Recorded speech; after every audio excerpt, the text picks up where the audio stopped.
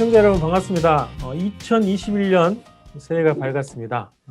올해 첫 방송으로 박한식 교수와 함께 선을 넘다 시작하겠습니다. 오늘도 박한식 교수님 모셨습니다. 반갑습니다. 네, 반갑습니다. 네, 새해 복 많이 받으시고요. 서로 그럽시다. 예, 네, 예. 자, 올해 첫 방송의 첫 주제는 우리가 작년부터 했던 거지만 미국의 오늘이고요. 이 미국의 오늘 이 코너에서는 아주 또 지금 현재 좀 진행되고 있는 상황이죠. 미국 대선 결과가 나왔는데요. 이 주제를 먼저 다뤄보겠습니다. 자, 1월 6일 날 원래 이제 미 의회가 최종 승인 절차 거치기로 돼 있었는데 한번 난리가 났습니다. 시위대가 트럼프 지지 시위대가 의사당을 점령하는 사태까지 일어났습니다. 보통 선관위가 당선 공고를 내고 당선증을 이제 수여하는 절차란 말이죠. 근데 미국에서 미 의회가 그 선거 결과에 대한 최종 승인권을 갖고 있다. 이런 것이 좀 독특합니다. 그래서 그러면 국민들이 그 한 투표 결과에 대해서 미 의회가 다른 결정을 할 수도 있다. 이런 권한이 있다는 얘기인지 그 내용을 설명을 해 주시겠어요? 네, 그런 권한이 있는 걸 의미하는 것은 절대 아닙니다. 이게 다 연방제도 때문에 나오기 시작했습니다. 각 주들하고 연방하고 서로 조정을 하고 서로 이제 균형을 맞춰야 되는데 세력 다툼도 있고 그렇습니다. 그런데 이 대통령 선거에는 상당히 큰 역할을 하는 것이 각 주들입니다. 주정부입니다. 각 주가 일정한 수에 의해서 의회 수와 동등한 수에 의해서 그 선거인단을 보내지요. 선거인단은 각 주에서 해가지고 합니다. 그래, 그 연방정부에서는, 워싱턴에서는 아무 역할을 안 합니다. 그래서 이제 대통령 선거인단에서 국민의 대다수를 받아도 선거인단에 의해서 각 주가 던진 표를 누적해가지고 당락을 결정하는 그런 상황인데, 이제 미국에서는 그거 가지고는 지방정부가 모든 걸 다 한다. 그러니 중앙정부도 우리가 무엇을 해야 된다. 그래서 중앙정부는 지방정부에서 했는 것이 절차성으로 합법성이 있으며 또 도덕적으로 문란하지 않게 잘 됐느냐 그걸 보는 거지.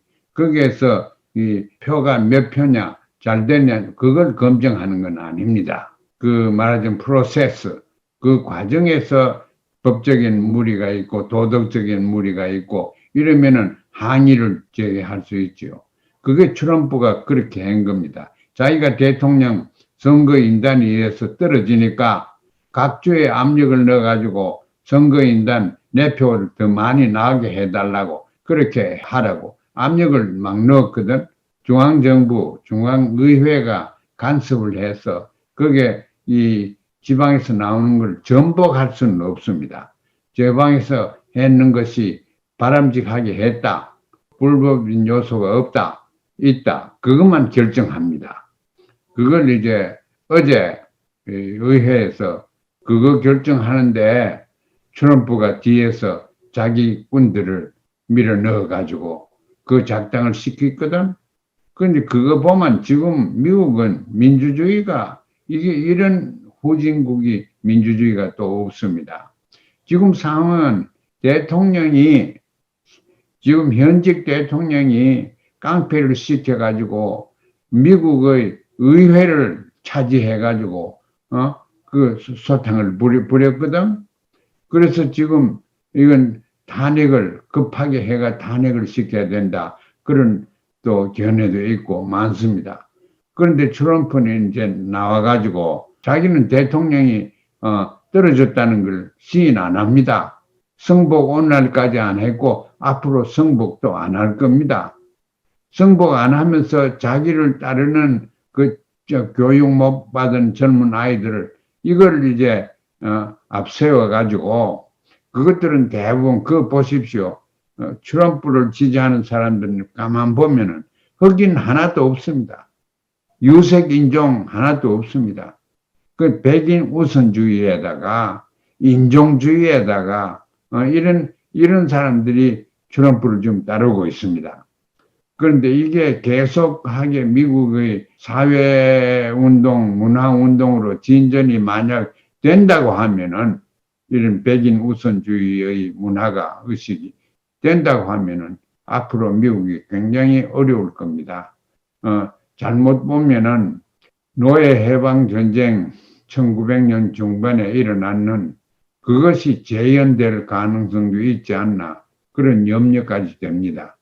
그리고 지금 미국 복잡한 상황에 있는 것이 그게 이제 트럼프가 대통령 떨어져 있는 걸 자기가 수락하지 못한 거기에서 이것저것 이유를 다 대어가지고 다 해본들 지금 할 수 있는 법적인 근거가 없습니다. 그런데 그게 중요한 게 아니고 그러면 트럼프는 1월 20일 되면 보다리사가 나갑니다. 그런데 그 후에 계속 해가지고 전직 대통령으로서 사회운동, 문화운동, 정치운동 계속 할 겁니다. 한다고 천명했습니다. 그래서 미국이 좀 시끄러워질 거예요. 계속. 의회에서 탄핵 논의가 지금 되고 있다는 얘기인가요? 네, 네. 13일만 있으면 1월 20일 보따리사가 나가야 되는데 그래도 원칙적으로 대통령이 뒤에서 쑥쑥거려 가지고 의회에 들어가 가지고 이렇게 난장판 부리는 거는 미국에서 헌법을 가지고 있고 도덕성이 있는 국가로서 용납할 수 없다. 하루라도 빨리 내보내야 된다. 뭐 그런 운동이 또 있습니다. 그 실질적으로 앞으로 2주일도 안 남았는데 탄핵이 할 수 있는 시간적 여유가 또 없습니다. 그런데 어지간하면 자기가 사표 내고 할 건데 절대 사표 안 냅니다. 아직까지 승복하지 않았습니다. 트럼프가 두 가지 얘기를 했더라고요. 하나는 이제 선거 승복할 수 없다 이런 거하고, 그 다음에 순조로운 정권 이용하겠다 이제 이렇게 두 가지 입장을 밝혔어요. 그래서 방금 이제 탄핵 얘기를 하셨는데 만약에 탄핵을 당해서 쫓겨난다 이렇게 되면 차기 대선에서 출마할 수 있는 권한이 없어지는 건가요? 없어지죠. 그런데 전직 대통령이 재출마해가지고 당선된 적은 없습니다. 한 번만 해먹으면 끝났지요.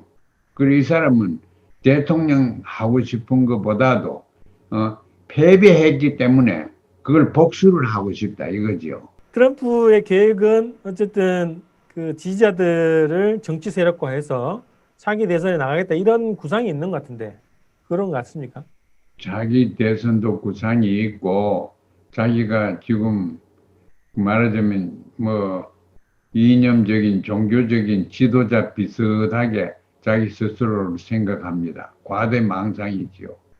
자기를 숭배하는 사람들이 그렇게 많다고 자기가 생각하지요. 그런데 그 사람들 다 모아 보면은 전부 다 인종주의자고 흑인 멸치하고 백인 우선주의자. 남쪽에 옛날에 노예를 부리던 그런 문화는 다시 재현시키려고 그러고 그래서 미국 사회가 많이 변했습니다. 많이 변한 것이 말하자면 남미 사람들이 굉장히 많이 들어왔습니다. 흑인들보다 지금 더 많습니다. 동양 사람도 중국 사람을 포함해서 많이 들어왔고 그래서 인구 구조가 미국 전체가 많이 달라졌습니다. 그래서 백인 우선주의가 몇 발자국 못 가서 정치적으로 타개해 나갈 길이 없습니다. 인기가 없습니다. 그러니까 미국 대선을 보면 미국의 현재 그 미래를 보여줬다고 보거든요. 예. 미국 사회가 점점 분열, 갈등, 차별, 혐오 이게 더 깊어지고 급격한 체제 위기가 올 거다. 저는 그 예상이 드는데 그 몇 년 동안 계속 뭐 북의 급변 사태 이렇게 얘기했지 않습니까? 근데 미국판 급변 사태가 날 가능성이 있다. 그렇게 좀 예상이 드는데 교수님이 보시기에 미국의 향후 미래는 어떻게 전망이 되십니까? 저는 학자로서 미국의 급변보다도 서서히 변해 왔습니다. 분명히 변해 왔습니다. 그래서 그 변해온 결과가 언젠가 좀 급변적으로 나타날 수가 있죠. 어떻게 변해왔냐? 사람과 계급과 이런 게 달라지는 것이 주로 경제적으로 돈 있는 사람과 없는 사람 이렇게 많이 달라졌지. 이념이나 가치관으로 혹은 인종으로 종교적인 신념 체계를 가지고 이렇게 미국이 갈라진 적이 없습니다. 그런데 근래 와서 과거에 5년, 10년 그 사이에 더구나 트럼프가 하고 있는 과거에 한 5년 사이에 미국이 변한 거는 경제적인 불평등 양극화에서 그걸 초월해서 이념적이고 정신적이고 사상적이고 가치관에서 양극화가 되었습니다. 그러니까 이렇게 되면은 마찰을 피할 수가 없습니다. 경제는 흥정을 해가지고 세금, 제도 등등 해가 좀 주고받고 하지만은 정치가 그걸 할 수 있지만은 이게 가치관으로 대치되어 있는 사회 분열은 정치가 해결하기 굉장히 어렵습니다. 그건 일반적으로 다 그렇습니다. 한국도 그렇습니다. 그 경제 뭐 어려운 거 그거는 정책으로 고쳐도 가치관이나 이념이나 도덕성 이런 데서 차이가 있으면은 극복하기가 어렵습니다. 미국이 그 단계에 왔습니다, 이제. 그 장면, 의회를 진입하는 그 장면 있지 않습니까? 예. 그 장면이 상당히 자주 나올 것 같다, 미국 사회에서. 그런 생각이 들더라고요. 그렇죠. 집안을 잡은 사람들이 의회의원들이고 다 그러니까 그 공격의 대상이지요. 사회 혁명적인 그런 운동을 하려고 하면은 의회가 굉장히 중요한 대상이 됩니다. 그래서 앞으로 지금 의회에 뭐 안보하는 사람들 다 사표 지금 내고 그랬는데 새로 이제 바이든이 들어와가지고 다른 사람들을 할 건데 바이든 들어오는 거 이것도 100% 바이든이 들어오고 트럼프가 편안하게 나간다는 보장이 없습니다. 1월 20일 날 트럼프를 지지하는 군들이 총을 가지고 또 트럼프를 둘러싸고 백악관에 올 수도 있습니다. 그러면 진짜 골칫거리죠. 이번 그 대선 절차를 보면서 미국의 현재, 과거, 미래 뭐 이런 것들을 다 볼 수 있는, 새롭게 볼 수 있는 계기가 됐었는데요. 코로나 사태 또 미국을 새롭게 볼 수 있는 계기, 또 이 대선 과정도 그 계기가 됐다고 네. 보거든요. 그래서 가장 중요하게는 한국 정치, 한국 언론, 한국 정부의 대미관도 이제 근본적으로 달라져야 된다. 그래서 이에 대해서 뭐 몇 차례 말씀해 주셨지만 다시 한번 또 이 정부 당국자, 언론인, 지식인들한테 또 조언을 좀 부탁드리겠습니다. 미국적인 민주주의가 이상적인 건 아니고 그 어느 역사에 나타난 민주주의도 이상적인 건 없었습니다. 그런데 뭘 해야 되면은 대한민국을 움직이는 또 식자들이나 이 지성인들은 한국적인 민주주의를 창조해야 됩니다.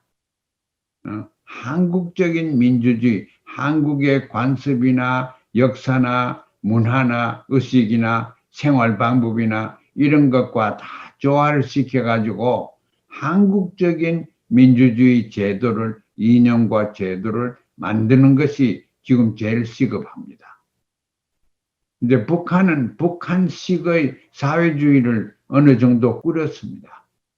사회주의적인 것. 그렇다고 해서 완전한 건 아니죠. 그렇기 때문에 김정은 위원장이 이번에 8차 전당대회 개회사에서 우리가 5년 동안 모든 부분, 많은 부분에서 엄청나게 목표에 미달했다. 이렇게 얘기를 했지 않습니까?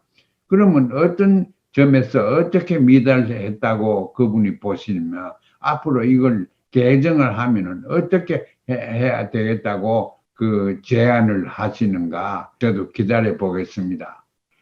미국과의 관계는 김정은으로 봐서는 할 거 다 했습니다. 협상도 해보고 육자회담도 다 해보고 그러고 강하게도 나오고 핵무기 유도탄 다 해가지고 강하게 다 해봤는데 하나도 먹은 게 없습니다. 그 평화를 한다든가 국교관계를 정상화한다든가 미군을 남쪽에서 철수한다든가 이런 거는 전혀 미국에서 가능성이 없게 되어버렸기 때문에 북한은 미국에 대해서 어느 정도 체념했는 것 같습니다. 더 할 길이 없어요. 그런데 그게 이제 트럼프가 있을 때는 더더욱이 그랬는데 지금 바이든이 오면은 좀 달라지지 않겠나 이런 생각을 가질 거예요. 그러나 바이든이 하는 미국도 미국이고 거기에는 딥스테이트, 군산복합체 등이 그대로 다 있으니까 쉽게 미국을 움직이려고 하지도 않을 거고 움직여지지도 않습니다. 그 대신에 미국을 움직인달까 미국과 관계를 개선하기 위해서 유럽을 끌어들입니다. 제 생각에는 그 유럽을 끌어들인데 근데 유럽은 사실은 하나가 아닙니다. 그 자기들끼리 알력도 있고 영국은 미국과 항상 가깝지요. 그래서 영국은 EU에서 탈퇴해버렸지 않습니까 이제? 그러니까 북한으로서는 EU가 하고 일하기가 더 쉽습니다. 독일하고 불란사하고 뭐 다른 나라들, 과거 그런 나라들.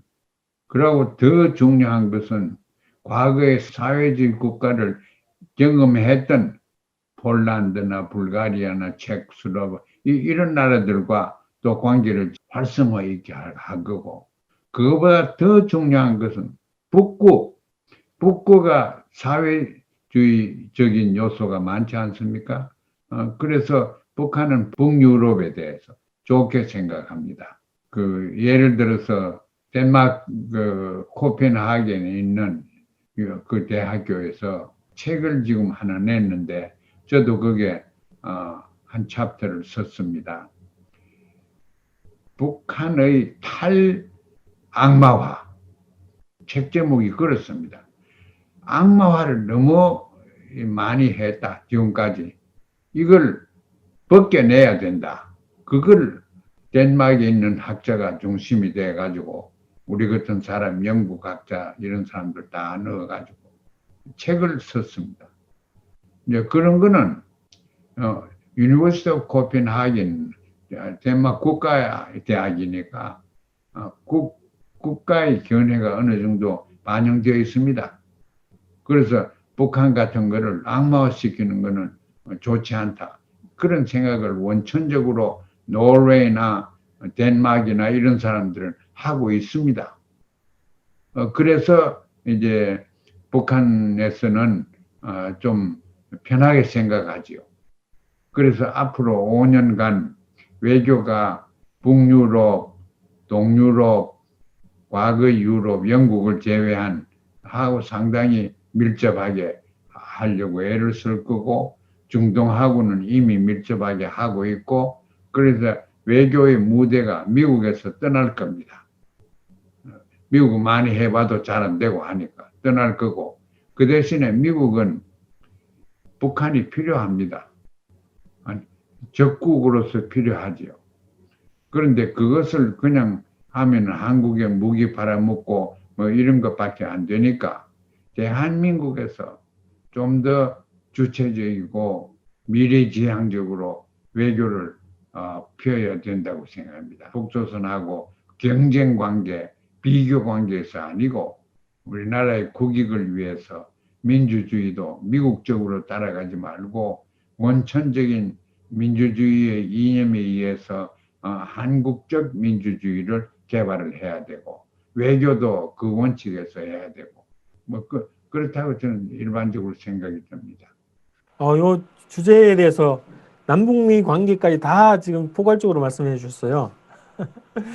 예, 예. 그리고 그러면 이제 미국 대선 이제 남은 절차가 어떻게 되는지 그 말씀만 듣고 정리하겠습니다. 예, 남은 절차는 지금 어제 현재로 미국 의회에서 조 바이든의 당선을 승인했습니다. 아무 문제가 없다. 공화당까지 다 그랬습니다. 그리고 이제 남은 거는 취임식만 하면 됩니다. 장관급들은 다 내정 다 됐어요. 아마 상당히 합리적으로 외교가 강하게 나갈 것 같습니다. 다음 방송 때쯤에는 그 출범 이후 정도가 될 것 같은데요. 예, 그러면 이제 조 바이든 행정부 뭐 조각이 다 끝났을 테니까 조 바이든 행정부에 대해서 한번 분석하는 얘기를 좀 나눠 보면 좋을 것 같습니다. 예, 그때 되면 조 바이든도 그렇고, 8차 당대회도 그렇고, 어느 정도 마무리가 됐으니까, 그런 무슨 아이디어들이 두 군데서 다 나올 거예요. 그걸 지금 한번 해봅시다. 자, 이렇게 해서 오늘 미국의 오늘 미국 대선 결과가 보여주는 것을 주제로 말씀 나눴습니다. 교수님 고맙습니다. 감사합니다.